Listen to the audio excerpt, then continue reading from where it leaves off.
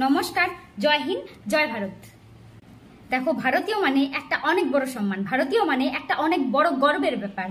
আমরা এমন একটি দেশে বসবাস করি যেখানে 141 কোটি পপুলেশন থাকার পরেও আমরা সবাই, বিভিন্ন জনগোষ্ঠী জাতি বসবাস করার পরেও আমরা সবাই একই পরিচয় দিই যে আমরা ভারতীয়।